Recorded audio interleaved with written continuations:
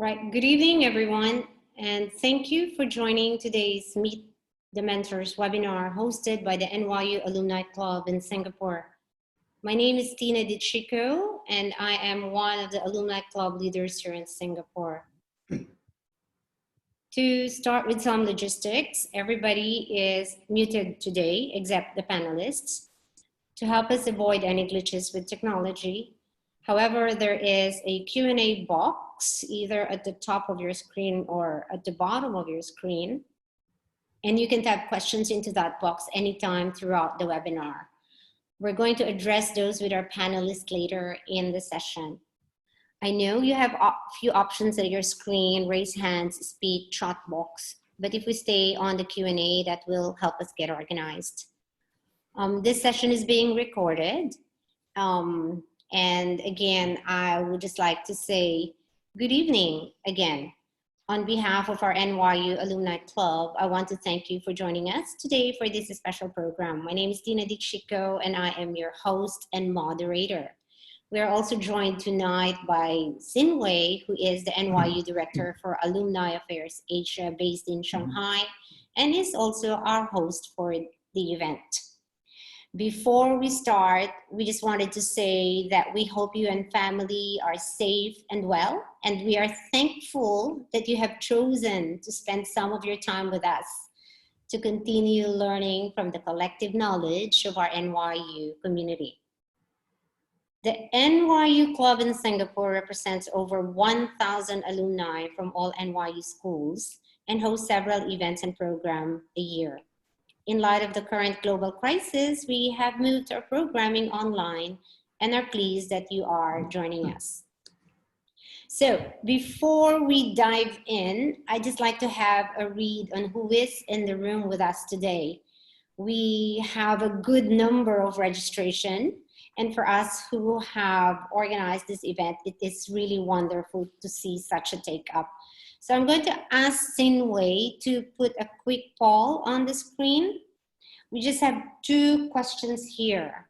And one is, which region do you currently reside and what is your age group? So just go type it up and we'll look at the results, and I'll show you the results. And we'll see who made it tonight in spite of the traffic. So let's give it a few more seconds.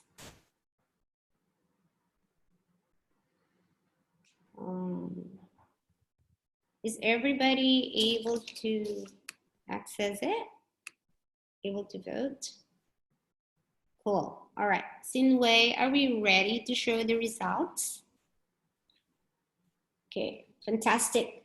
So we've got a good representation. A lot of us are here coming from Singapore. We've got some people from North America. Fantastic, welcome. And we are a very young group. Wow, thank you. Well, okay, thank you everyone for participating in the poll. Okay, let me start with a few notes on the mentorship program, and then I'll hand over the discussion to our mentors who will share their thoughts and experiences.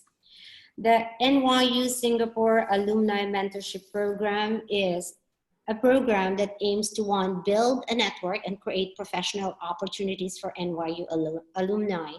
It is also serves as a platform for NYU friends and partners to help alumni's professional development.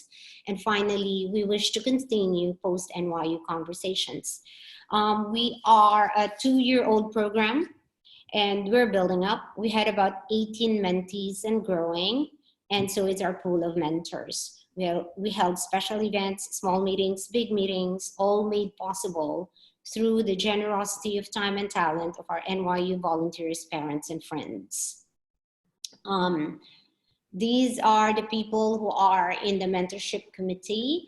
Joanne Ang is the special project lead. Saloni leads the mentee programs. I take care of the mentor programs. You've met Ellery, who's our president. James Fan, who's our co-president and is also leading our communications. And of course, Xin Wei, the Director of Alumni Affairs for Asia of NYU. How do you become a mentee? You need to be an alumni with less than 8 years worth of experience, and we would need a commitment for you to be in the program for 12 months, attend one mentee orientation, and commit to one meeting per month with your mentor. Attendance in at least one mentor-mentee event like this one. And lastly, to update the program coordinator on progress and communication with mentor. How do you become a mentor? We invite NYU alumni and family who are in their leadership roles in their organizations. Like with the mentee, the commitment is 12 months, one meeting per month, and attendance in one mentor-mentee event, and a constant communication with the program coordinator. So on the topic of mentors, I have the great privilege to be working with this very generous and kind-hearted NYU alumni and friends in becoming a mentor in our program. Let me introduce them to you, and what we're going to do is we'll ask one of them to have a word or two about themselves, and we'll go to the Q&A portion later on. So I'm going to start with Ben. Okay. Pardon our technology. So let me start with Ben. Ben. Hi, good evening, everyone. And thanks, Tina, so much for all of the work that you do with the program. And it's really a great pleasure for me to be here virtually with you guys in such a strange and unprecedented period in our world's history. And I'm so pleased that the program is still going ahead, because I think now more than ever, these are the types of interactions that sustain us, and certainly for myself included. So my name is Ben. I just had my 40th birthday a couple of months ago before the circuit breaker, and I've been a working guy my whole career. I graduated from CAS in 2002 in the Bachelor of Arts program, and I was really pleased to see that a bunch of you guys and ladies are CAS grads. I had a peek at the attendee list this morning, and I went back to school in my mid-30s and did an MSc in management at the London School of Economics. The big thing that's on my mind right now, and we'll talk about this a little later, is what I think is being commonly called psychological resilience. So how do we as leaders ensure that our culture and operating rhythm creates an emotional safe space? And I'll come on to talk about why I think that's important and how I'm trying to drive that in my own firm these days. And what can you ask me about? Well, I've been an expat for 15 years. I was born and raised in the US and then later naturalized as a British citizen. So I've worked on a number of different fields and a number of different continents. So, I just put a few bullet points there, and I think these are kind of the interesting, elements of my career that I'd love to share with people, which is certainly planning a global relocation or industry change, building a multicultural global operating model, creating or enhancing a team cadence. And like I said, we'll talk about that a little bit later in regards to the current situation. Sales and business development. My career's been extensively in selling stuff to people, whether they like it or not. And we can talk about that individually in group sessions later on. And something that I did quite extensively in my master's, which was around good decision making. So thinking about cognitive biases and distortions, all the things that get in our way of making good decisions in our lives and careers. So I hope you find, somebody finds a few interesting nuggets there, and I'll be keen to reach out to all of you at some stage soon. Thanks very much. Thank you, Ben. Fun fact about Ben, he's a fan of classical music and opera. That's right. So thanks, Ben. So we'll go to Michael. Michael? Sorry, I had to unmute. So thank you, Tina. I mean, my story, I am a proud NYU parent. My son is in the Gallatin program now. I'm on my third career. I started life as a foreign correspondent running around Asia for US News Service, and then spent 5 or so years as a technology entrepreneur in the region. And for the past several years, I've been leading private equity at Heidrick & Struggles in Asia, which really involves helping investment funds think about their own teams as well as helping their investee companies grow. So, what you can ask me about or I can contribute would really be about, I think, career mapping, progression, new business ideas, and and thoughts on how to help companies grow, particularly young companies and technology companies in the region. Thank you. Thank you, Michael. Fun fact about Michael, he makes his own limoncello, bakes his own bread, and makes his own pasta. There we go. So we go to Gary. Hi, everyone. I'm probably the youngest person on the panel, but welcome. I see myself more as a peer to the 63% of you that are under 30. I just celebrated my 31st birthday in San Francisco, where California proceeded to shut down on me. And then I was quarantined for 2 weeks at home here in Singapore before the entire Singapore shut down. So I've probably been on quarantine for the past 2 months now, itching to get out and run around. But my career spans about just the minimum for the 8 years required to hold a mentor position here. Currently, I'm part of a quantitative macro trading team with a company called Diamond Asia. It's a hedge fund here in Singapore. And I've been in the trading industry for most of my career. Previously with a family office as a junior trader doing systematic trading in the Japan equities market. And started off my career as a physical commodities trader. So actual shipping and logistics at the ports and piers in China and around Southeast Asia. So where I see myself helping, as I mentioned earlier, less of a mentor, more of a peer. If there are any current students or recent graduates that have just come out of NYU, I just finished my master's last year in finance with Stern. And so I, like you, probably experiencing what it's like to be working or looking for a job in this sort of environment. And if you have any interest at all in financial markets or the various roles that are available at the entry level, I certainly navigated that space for the first 5 years of my career and can give you some insight and opinions there. I've only lived in Singapore now for 7 to 8 years. So if you're new to Singapore and just looking for someone as a peer or friend to help you build a foundation here, I had to go through that moving to Singapore for the first time. And finally, if you're looking or considering a higher level education like a master's degree, especially between the ages of 25 to 30, you're early in your career, I can definitely share some of the things that I went through as I considered to take on the program. But yeah, look forward to this panel and getting to know everyone.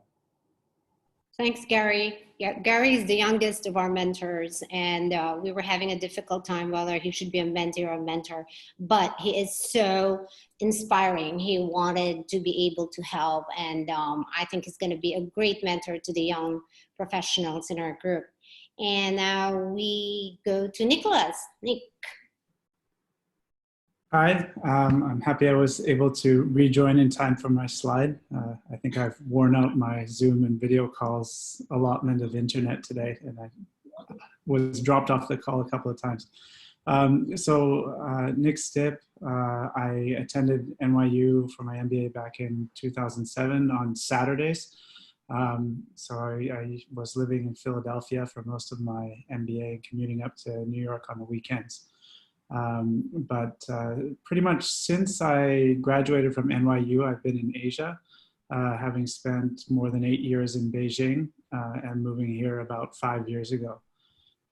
So right now I work for a Singaporean startup called Swap Mobility, and I'm the Chief Revenue Officer there, heading sales and marketing. We sell mobility tech solutions, and it's basically an easy way to think about it would be we're an Uber for buses. So we sell technology that helps public transportation, private transportation providers to provide demand responsive transport. I only joined them slightly over a year ago. I spent most of my career with Thomson Reuters, who took me out to this region. So that's about 15 years in different roles, customer facing, sales, marketing, product development, strategy, acquisitions, all kinds of different roles with them. And I'm also from Canada, so I'm a board member of the Canada-ASEAN Business Council here, trying to connect back to a country that I haven't lived in since 1999. So it's been a while. So I think I've been through a pretty interesting experience over the last year, moving from a large company to a startup. And I realized that that's something that people earlier on in their career also consider. So I do have some thoughts about that. So if you're at that kind of a crossroads right now, I'd be happy to speak to you about that. I've been selling B2B technology pretty much for the last almost 20 years. And so if you're interested in that kind of a space and working for those type of organizations selling B2B, I'm much more knowledgeable in that space than I am in the B2C space. So if you're aligning towards B2B, please seek me out. I'm sure, Tina, I sent you a few more things that you can ask me about, but yeah, so I've been working in Asia for a while. I've been mostly in market expansion roles and now with a startup. So if you're in something like that or considering a career with a multinational that's looking to expand either in Asia or ASEAN, happy to speak to you about that as well. So look forward to talking to some of you in more detail soon. Thank you, Nick. Also, I'd like to let you know that Nick is on his second year as a mentor, and I just honor that kind of generosity. Thank you, Nick. I think before we go to Anatole, we would like Anatole to move into the Q&A. So perhaps Anatole, after you introduce yourself, you could also answer our first question. And okay, and I'll shoot the first question now before you go through that slide. In this uncertain pandemic times, people are confined physically and mentally. Was there a time in your career that you were stuck or burned out or confined? And how did you manage it? Anatole. Well, thanks, Tina, for the question. The short answer is many times. I felt stuck or needed a change. As you suggested, I can briefly outline my background to identify some of those times of career transition. I started as an auditor and a CPA and later earned my MBA from NYU Stern in the 1990s, which helped me to move into investment banking on Wall Street and later in Asia. I've worked and resided in Asia for almost half my life, working at global banks like Credit Suisse, Citibank, HSBC, and Standard Chartered. So that's European, American, Asian, and British banking cultures. Early in my career, I was advising large Indonesian corporates in industries from pulp and paper to shipping, and smaller deals, including a private placement for a niche Indonesian upmarket hotel group. After almost a decade of investment banking's long hours and intense corporate deal environment, I made a move from Jakarta to Singapore, and I shifted into wealth management and private banking. I provided investment advice for business owners, founders, entrepreneurs, and even royalty, referred to as the ultra high net worth segment. This role allowed me to do some property deals for shopping malls in the US and office buildings in the UK, along with a couple of luxury residences in both countries. After doing private banking for more than a dozen years, I'd also gained some knowledge in the hospitality industry through a few of my clients. So a few years back, I retired from banking and set up a small private consultancy firm to focus on boutique hotel investments for my former banking clients. And this has given me opportunities to travel and work on client mandates at various resort locations, such as Bali, Thailand, Greece, and France, and more time to pursue my hobbies in semi-retirement. So hope in the next slide, you can gain a few takeaways. Yes, always move forward. This does not necessarily refer to a particular direction, but more of an attitude. If you made a recent move in your career, you might not experience immediate satisfactory results, but you should have no regrets, always remain positive and confident in the choices you've made. It's one of the keys to happiness that has worked for me. Anyway, having an open mind and continue to gain experiences. Learn and educate yourself in the areas of interest to you. I had the fortunate opportunity to do hospitality related deals with my prior banking work. You can broaden your role. In previous move from Jakarta to Singapore, I took on the opportunity to widen my client coverage base, adding Malaysia and Singapore to Indonesia and taking on more responsibility. And focusing on areas of interest to you and take greater control of your situation. So in my case, as I had mentioned, I left banking and set up a small consultancy shop to focus on upmarket resort and boutique hotel investments and away from other banking activities and products. For example, in private banking, we had to deal with legacy planning, trusts, portfolio investments, hedge funds, and FX trading, to name a few. So getting rid of these distractions allowed me to focus and work on areas of personal interest for me, combining travel and leisure and hospitality related activities. And then finally, and perhaps most importantly, use mentors along the way. So for me, in a few cases, my mentors were actually my banking clients before, which later on became friends. So hopefully I was able to answer the initial question, Tina, in a way that is helpful to our mentees. So the next slide. Okay, Yep. the next slide, I'll show you some areas which I can possibly guide you. Okay. Yeah, from the perspective of my diverse experiences, whereby change seems to be the common denominator, moving departments, teams, companies, in my case, banks or industries, or when you're contemplating setting up your own shop or moving towards semi-retirement, we can have an offline discussion of your plans. As your possible mentor, I believe you'll benefit from an objective ear or viewpoint, especially from an unbiased and engaged mentor. So I'll end on a quote from a famous filmmaker. Next slide. And I believe Steven Spielberg defines mentorship well in those words. So anyways, I look forward to getting acquainted with you as your dedicated mentor. I want to thank all of you, and I'll see you again at the Q&A. Thank you.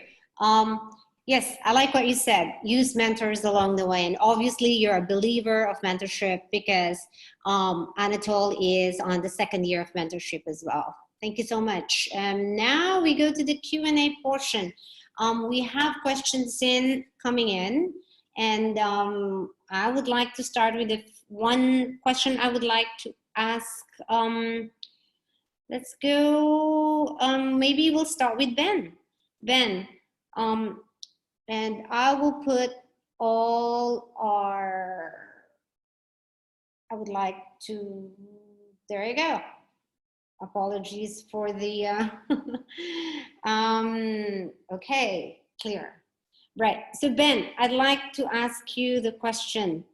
In this challenging time where people work from home and the creative energy that comes from physical interaction is actually minimized, what can we do to motivate our teams, or what can we do to motivate ourselves? Sure, thanks, Tina. That's a great question, and it's on my mind a lot as a manager. It's something I've spent a lot of time thinking about, and then trying my best to implement some solutions in this kind of rapidly changing environment. But let me first say, I'd really like to get Anatole as a mentor, actually. I'd love to investigate that semi-retirement. I think it's something I could really use to get engaged with. But yeah, on to the question. Look, I think the first thing that you need to do in this current operating environment is, for me anyway, is to recognize that this situation was imposed upon us externally. It's not ideal. It's not something we would have designed. And by definition, it's going to be an unproductive state, right? So I think that, if you're a manager or a team member and your manager is coming to you saying, hey, this is a great time for us to be really super productive and we can get all these great things done in this environment, I think you need to really challenge that assumption and say, hey, look, there's tremendous psychological stresses on all of us. We're separated from our families.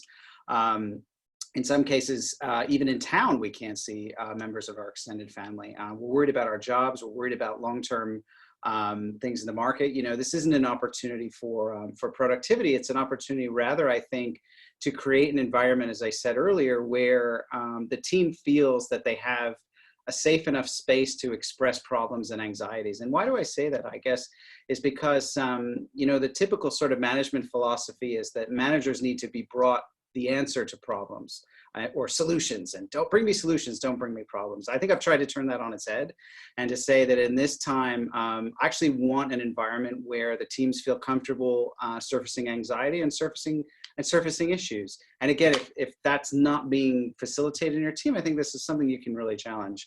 The third thing is I've attempted to bring as much order to the disorder as I can. So in my team, we have a strong weekly cadence of group calls and individual chats. And I think that starts to, fill our days with kind of repeatable events that we know, they're locked in our diaries and starts to give us some feeling of normalcy. I've tried to use technology to replicate social interactions where it makes sense. So things like team chats, group chats, individual chats. We've used, Zoom and other things to try to replicate that type of dialogue. One of the things I say to my team is, if you've got a question to another team member, actually put it in the group chat. Try to replicate that sort of banter you get in an office where you're sort of overhearing things here and there, and that actually helps. It helps increase your knowledge base. And as a final point, I think as a leader and as a manager, you got to have to try to drive a little bit of joy in the current situation. A number of my guys have had surprise cakes and coffees delivered to them at strange hours and things here and there. And I've just tried to do my best to create a bit of to create a bit of fun as well during the period. So look, I hope those are some interesting things, and I'm happy to chat about it further. Yeah. Thank you. I know of some people who receive some of those cakes and coffee, and I really think that they gave joy, right? Anything you wanted to, how about keeping yourself on top of the game, on top of your game at this time, I mean, it's challenging for the staff, but it's also challenging for us, isn't it? Yeah, absolutely. And I think, a lot of that comes from, you got to really consider your sources of news and information. Look, I work in an information business, and one of the things I try to do is I try to seek out advice from experts rather than from second degree news institutions. So I try to avoid a lot of articles that begin with, what is the future going to look like? Or what will travel look like in 2020? I mean, those are just anxiety-driven sort of articles that are meant to get lots of clicks, and I try to avoid that kind of stress. So I seek out experts, I seek out leaders in the field, and I try to create a good, strong separation between my work day and my evening day, so that I can get in, a little bit of whatever I've got the cognitive ability to do in the evenings, that I can actually go and do that and live a little bit of my life as well. Fantastic. So filter what comes to your mind, right? Sure. So I'm going to ask Michael and Gary this question, and I think we're going to pick it up from different points of view, right? We see a lot of people in the C-suites scramble to develop business continuity plans, and they are very busy. They are less available to coach or mentor. How can we make sure that we are part of the thinking and the conversations? Michael, would you like to take that question? Sure, thanks. I think it's a great question and really relevant. And as you said, companies are really thinking through. They're thinking through a lot of things, right? They're thinking through their business plans. They're looking at conserving cash. They're looking at taking advantages of some of the weaknesses of their competitors. A lot of the companies we're talking to are accelerating plans to put things online, trying to get more digital. So there's a lot going on. And part of that is looking at talent and your internal teams as well as your external teams. And one of the things that we've been counseling some of our clients on is that if you are in the mode of wanting to hire a senior executive, now is probably a great time, because their stock option compensation is certainly down quite a bit from where it was. So the executive that you probably couldn't afford in December suddenly has entered relevance for you. But I think my general advice, for people at all levels of an organization is really to keep two things in mind when it comes to relevance. The first is resilience, which I think Ben brought up in what he talked about earlier as well. And that to me is really, it's running toward problems, not away from them. So you're volunteering to take on difficult tasks, difficult projects, small or large, because that's what's important. And the other one is really agility, and that's to be proactive in thinking through the changes in circumstances, changes in your circumstances, changes in your customers, in the business, in different management teams. And the two of those together, I think, are going to make you really relevant and ensure that you're part of the conversation, no matter where you are in the business cycle. I don't know, Gary, you may have other views. No, I tend to agree, and thanks, Mike. Some of the supporting, notes that I have here on the side, just thinking about the question, how can we make sure that we, as, let's say, in my case, mid-career professionals, are part of the thinking and conversation in this kind of environment? And, my first advice would really be to be in the right headspace, and that's to be optimistic about the situation. So, you know, over 50% of the participants today are recent grads, and you're trying to not only navigate the move back from New York to Asia, in the case here in Singapore, but you're also trying to find your place as an entry level, you know, hire in a company, and trying to find a way to be a part of the team. So Ben alluded to earlier about, you know, one of the things he tries in his teams is to have people voice out their anxieties and uncertainties. And I think as a new professional, something that I just recently had to go through before what I consider myself now a mid-career professional is to realize that the new normal, or the new norm, as we say, is defined. It's not really clearly defined, and you know, people don't really know what it means, and we're going through an unprecedented part of history right now. So whether you like it or not, you're already a part of the history, and it's a good thing that you're entering the workforce. You're done with school, and you're seeing firsthand some of the problems that these higher level managers are going through. So I think the first things is being in the right headspace and being optimistic about what you can bring to the table. The second challenge, you know, I'd like to throw out there is to, even though you're so young in your career, to think about what sort of new ideas you can bring to the table. And it sounds easy to say because they're always saying, you know, bring new ideas. But I think realizing the opportunity that if you have a company that's largely, for example, retail driven, and shopping malls are closed, they're trying something that's never been done before. They might be, as Michael said, you know, migrating to digital e-sales platforms. And what better person to recruit onto the team than someone who's young and very proficient with technology. So voice out your new ideas and be a part of the conversation, because whether you like it or not, you're already, you know, in the team, and you're a part of the conversation. If I can add just one thing to what Gary said, kind of an embarrassing anecdote, I suppose. You know, we are in the late stages at my company at having a company-wide, you know, hackathon. And the first thing when that was announced, everybody in my generation had to do was look up and see exactly what that was. So I wouldn't you know, discount the knowledge and the digital dexterity that that people at more junior levels, or who are younger, who are digital natives, you know, can bring and add to an organization. Thank you. So what I hear is basically stepping up, be part of the conversation. Don't wait to be invited. And I guess it's coming from both sides of you. All right, before we go there are a few questions that are coming in, and the panelists are seeing the questions that the audience is putting on the chat box. So if any of the panelists want to pick up one of those questions, just put it on the chat and answer. But before we go to that, I would like to ask Nick, the business climate is definitely changing. What do you see is the one most important discussion you are seeing in your industry? And you are in a very interesting industry, which is mobility, which we are not currently experiencing. So Nick. Yeah, I guess the biggest change over the last few months is nobody's going anywhere. So it's a bit of a struggle in our space.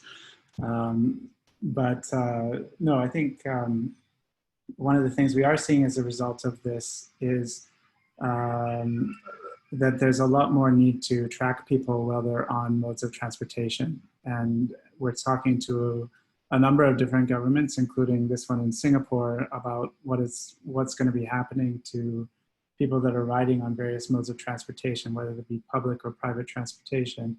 And there's a lot of need to know the identity of those people, track them, make sure they're not sitting too close to each other, make sure they're healthy, and all of those kind of things. So if you want to go from point A to point B, you're going to have to disclose a lot more about yourself. And I think if you start reading what's going on, what people are thinking about in terms of reopening for international air travel, you know, beyond getting around the city, again, there's going to be a big burden in terms of what you need to provide going forward. I guess the thing that's going to be interesting as well is, and just reflecting on it myself, I'm happy that we were thinking about selling our car, and I was happy that we kept it for now, because it's actually been a nice release to go for a drive once in a while with my wife and my kids as a way to get out of the house.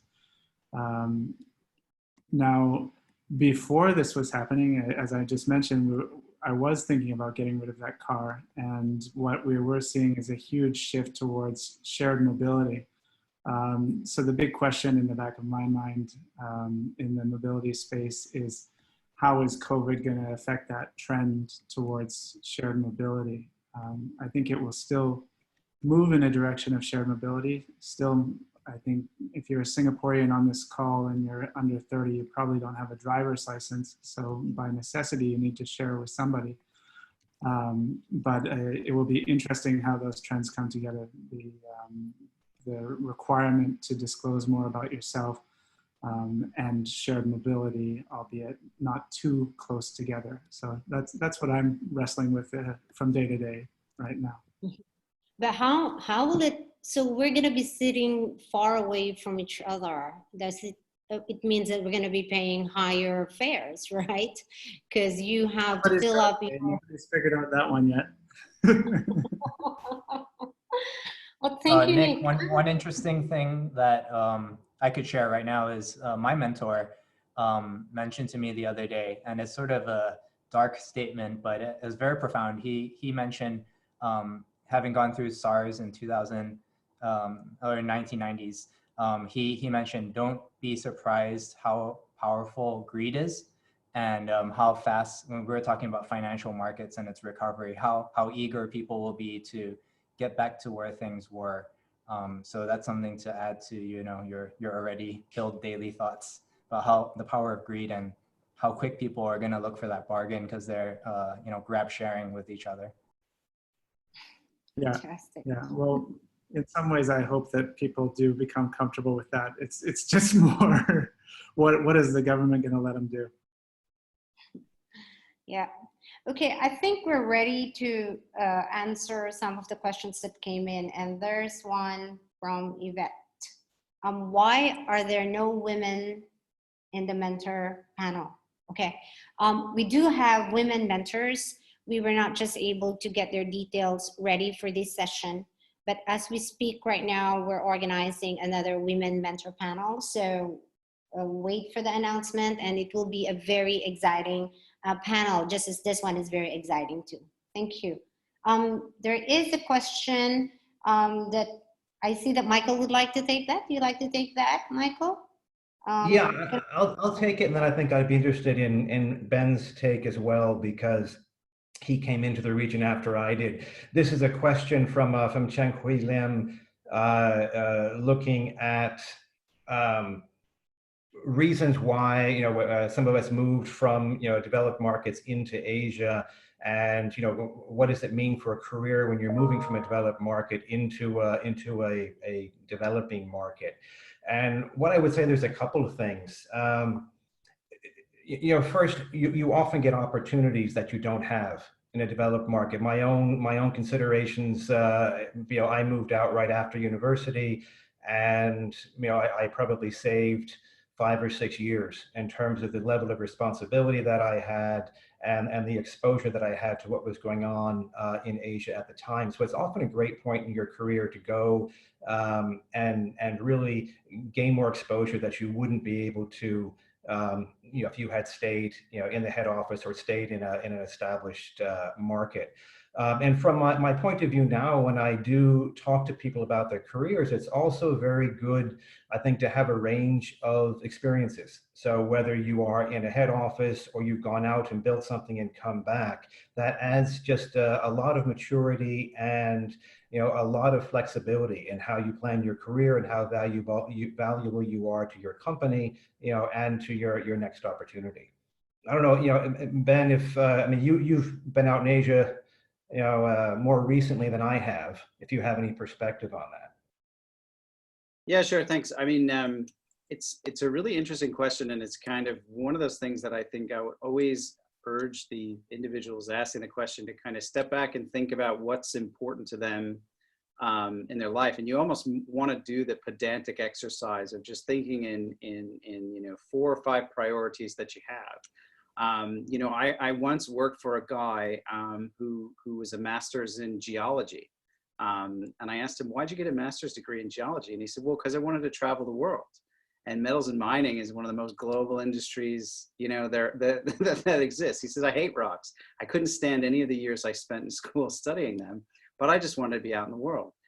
So I think that's the kind of thing you think, you know, life is about trade-offs, and certainly choosing to be in a developed market or an emerging market involves trade-offs, right? And the questioners even posed some of this. They said, well, I might take a pay cut, but get some interesting career exposure. I think you really got to do the work on a piece of paper to think about how important is the relative value to me of each of these things. And then I guess the second thing you got to consider as well is the instinct to think about the grass is always greener is strongest when, you know, you're flipping through Facebook and looking at your friends sitting, you know, at the top of MBS, enjoying cocktails, telling you how great the weather is and the environment. And you got to kind of guard yourself against a little bit of that as well. So I think, you know, look, bottom line is you want to think about all these things in not in terms of one against the other, but kind of in complement to each other to try to help find that balance. Cool, thank you. Okay, there are a few more questions, and I'd like to go back to that question because it's a very interesting topic. But there is one here that I think is addressed to Gary and Michael. Do you see that? If you haven't seen that, I'll ask Nick a question because he has been in the mentorship program for 2 years. There is a question here, and I can't see who is it from, but what is your favorite moment? Can you share a favorite moment you've had with your mentor in the past or present? Nick, would you like to pick it up? Oh, I guess this is a, you're asking, the question is from a mentee perspective, what's the favorite moment I've had? So I've never had an NYU mentor, but I have, as many other folks on this call, have had other mentors throughout my career.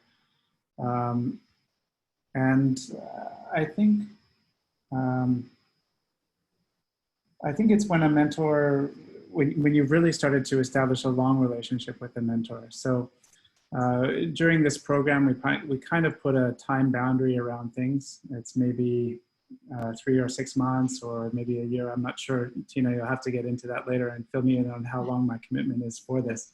But I do like a longer term relationship with a mentor. Maybe you're not speaking to that person every month, but every 3 months or something like that. And I had one mentor that I used to work for in the US who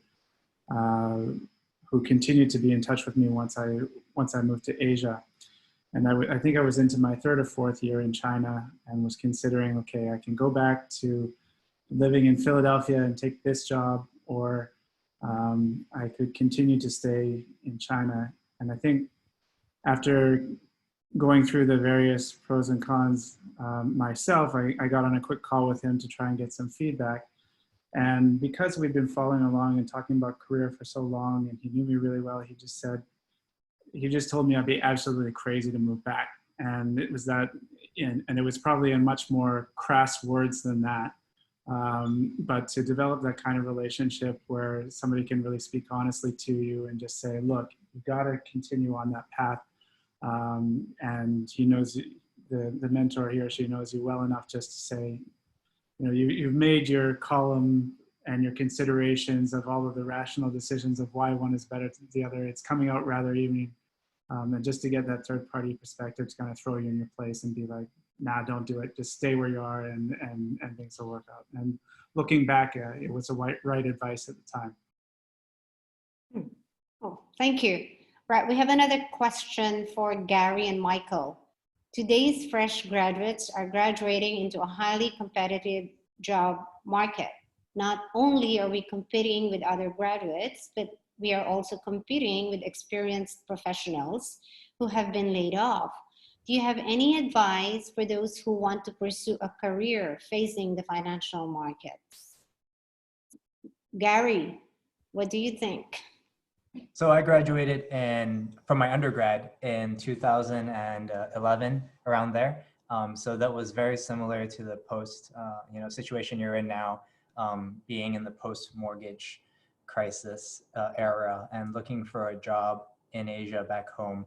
And so my advice and some sort of real takeaways that you can consider, number one is to remain optimistic, as I mentioned earlier, because when you go for your interviews, not only are they looking for your technical qualifications, which having graduated from NYU, you definitely have on paper, but these managers are looking for someone in the right headspace with the right fit and personality to add value to the team, to be a joy, to be someone to work with. And some other sort of real takeaways that really helped me expand my network and continue networking is make sure that your LinkedIn and resume are tip-top shape. So I know that you guys probably just returning to Singapore, but we had a LinkedIn session just a few months back, I recall. So that's something you can definitely reach out to any of the panelists about, how to make sure that your LinkedIn is getting the right views and representing the right kind of information, how to make sure your resume, which is what's going to get you through the door, is in the sort of format that a manager looks at and says, okay, I want to meet this person. And I also want to take the time, because I clicked answered on someone's question, and their question was, sorry to cut in front of you, Michael, but how did you decide to go to Asia for your career? And did you have the idea before looking? Did you have the idea looking for opportunities, or did an opportunity open up for you? And this is sort of related to having your LinkedIn and resume tip-top shape. So I definitely had to look for opportunities in 2011, 2012, having graduated in the US, trying to return to Asia.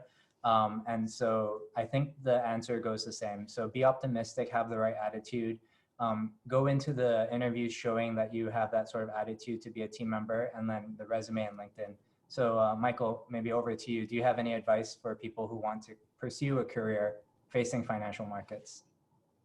Yeah, I think a lot of what you said, Gary, was really spot on. To that, I would add, not discounting the softer parts of the interview.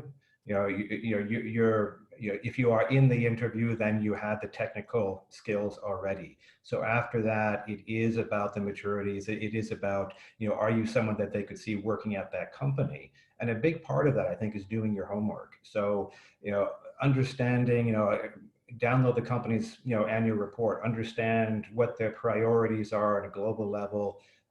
You have great resources now to understand who you're speaking with, who's in the office, how it's set up. So as much context as you can bring, it just shows that you care enough to have done the work. I think that goes a long way. Well, thank you. Anybody wants to add on that? Because I think most of you. Maybe I'll chime in just real briefly. Maybe it's obvious in the times we're facing that, stay away from the hospitality industry. That's kind of finished for a while. And then focus on, healthcare and technology, to find a way in there, find your space to make a move on that, because that'll be around for many years to come, despite the situation we're in now. So that's just my little 2 cents. So stay away from the hospitality. Is that what you're saying, Anatol? Yeah, I think, obviously given this situation, it's a very big industry. There may seem to be a lot of opportunities in there because you got travel related services, you got F&B restaurants, large hotels, and you have theme parks and cruise ships. And these are all, reliant on, the airlines. I mean, Warren Buffett gave up on the airlines talked about it last weekend, sold them all. I think the recovery, people are going to have to get on planes to get out to these places, and that industry is going to be dead for a while. And then even if it starts to pick up, theme parks got large crowds and gatherings, you got to deal with that. And then also cruise ships, you got large groups, and plus travel confinement and things like that. And unfortunately, the space I'm in, I'm going to be more retired than before because, the boutique hotel space is very, you're talking about 30 to 50 rooms. You're talking about sometimes 7 to 10 villas in remote areas in parts of the world. And, they can't survive on 20% occupancy for an extended period of time. And I'm going to have to take on a new role of, restructuring or trying to save these people, the owners of these boutique hotels, because there are a lot of them. They're not backed by big chain. They're just individual owners in remote places, and there will be no buyers. If they try to sell it, there's no buyers in the market. I mean, unless you get some billionaire from somewhere that wants to convert it into his personal safe residence in some remote area. But anyway, the point of it is just to go for those industries that are going to be around through this bad part. So thanks. Yeah, thanks. Right, we have time for one last question from Esmeralda Amador. I am a New Yorker who is planning to work in Singapore in a few months. As an American who is moving to Singapore for a few years, possibly more if all goes well, how can I be involved and engaged with the NYU and Singaporean community for both business and social? I think maybe take a minute each among the mentors before we close this session. Who shall we start? Shall we start with Nick? Sure. I mean, I guess the first thing to do is to find a mentor. So you're already taking the right steps that way. And I'm hoping things get back to normal and we start to be able to organize some in-person events soon. But come out for those. I think there's lots of people that don't know each other and we're all friendly. So I think you'll find it easy to get involved in Singapore. Thank you. Ben? Yeah, sure. I think, people ask me this question a lot. I get approached a lot on LinkedIn from Americans and Brits that are looking to move to Singapore. And I think you can start while you're still living in your home country, find folks that you either aspirational companies, directors of aspirational companies you want to work for, or just interesting profiles. Reach out to them on a very kind of light touch basis and start to connect with people one-to-one that way. You'll find people by and large are very open to doing that and connecting with you. Also, I think there are some great, in the tech space and in my space, there are some great semi-annual and quarterly events. A lot of those have moved online, which means actually you can participate in them from New York and you can start to get to know the folks there. And as Nick said, it's a friendly community. Just use that, use the connections you make now while you're in your home country to kind of to catapult things when you get here. It's a small town, so we usually know each other. Thanks, Gary. You've done the move, so a little bit on that, please. Yeah, hi, Esmeralda. It's getting harder and harder to answer the question as people strike the easy to do things off the list. Without knowing what age you are, I guess, definitely identify your hobbies and passions. Singapore is a great place for specialized hobbies. So cycling is a big thing here. For me, jiu-jitsu, martial arts is a huge thing here. And you'll start to find your community that way. And that's some of the prep work that you can do getting ready to come to Singapore is, find a gym that, does soul cycling, for example, just the way that you like it, or boxing the way you like it. And you'll find a lot of enthusiasts that way and start to build your community from the ground up. Thanks. Anatole, any words for Esmeralda? Yeah, Esmeralda, I mean, moving to Singapore is quite an easy thing. It's quite westernized here. I mean, I had to move to the jungle of Jakarta when I came out to Asia many moons ago. But I agree, just to add on to people, I mean, Gary said appropriate. I mean, go with the interests that you have. And for me, it was like basketball and golf. And so then, a member of a club, and then just meet people that way and expand your network through that way. And I used to play basketball up at the American Club in Woodlands. And this is where you sort of get your contacts and all that. And of course, NYU, this mentorship program, I mean, it sounds like a good source as well. So hopefully we have some good activities coming up when they let us out of our cage. So thanks. Thank you. Michael. I had high hopes of having something unique to say until Anatole's turn.